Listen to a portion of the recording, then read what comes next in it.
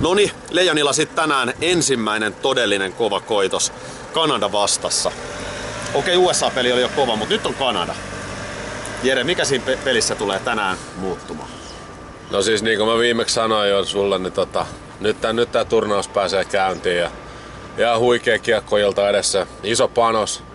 Voittaja tästä matsista pääsee pelaamaan kuitenkin vielä yhden helpon matsin, todennäköisesti pääsee mitalipeleihin siitä.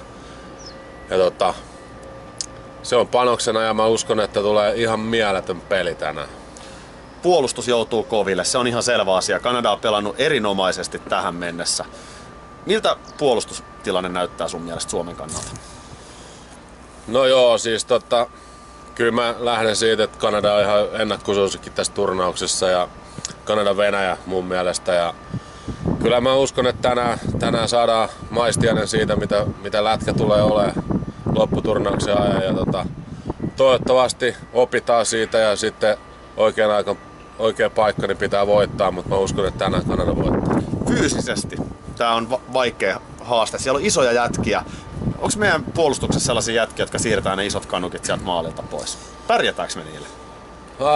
No totta kai iso haaste tulee olemaan puolustukselle ja harmin paikka, että Salmela, ketä on kuitenkin, se on pelimies, pelimanne niin tuolta, silloin se pelaa vaistoilla ja reagoi ja pelaa sitä peliä, niin se on loukkaantumista takia pois ja tuo ison aukon sinne kanssa, mutta totta kai Suomi taistelee ja näin, mutta niin kuin sanoin, niin tänään se tuskin riittää. No nyt oikeastaan sellainen peli, että varmaan vastaiskupaikkoja tulee Suomellekin, eli tämä ei ole pelkästään, että vastustaja on nyt kilpparissa, niin kuin tähän mennessä parissa viime ottelussa. Mitä sanotat Suomen hyökkäjiltä? No kyllähän niiden pitää johtaa peliä. Haluu sitä kiekkoa, pelata itsensä vapaaksi ja sen jälkeen tehdä sitä peliä. Että totta kai siellä on Parkkovit ja kaikki, ketkä pystyy sitä tekemään ja näin. Mutta niin kuin USA-pelissä nähtiin, ne tuli päälle.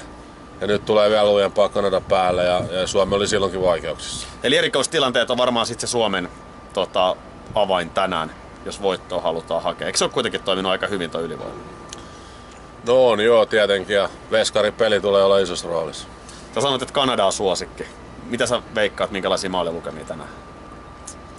No kyllä mä uskon, että siellä maaleja tulee tänään. Että sanotaan, että 3-5 voittanut joukkue tekee.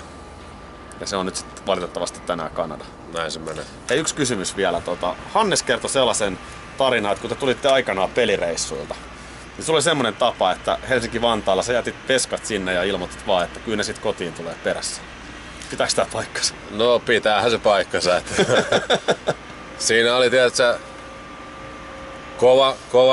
kova työ vaatii kovat huvit ja mulla oli silloin aikoinaan niin justiin mä tulin aina kun tultiin lentokentälle, niin huolto vei kamat hallille ja näin, niin kyllä ne sieltä aina sitten löytyi jostain ja joskus ne tuotiin himaakin ja näin, että kyllä ne aina löytyi. Et mulla oli silloin jo iso vaihde silmässä ja matka jatkuu.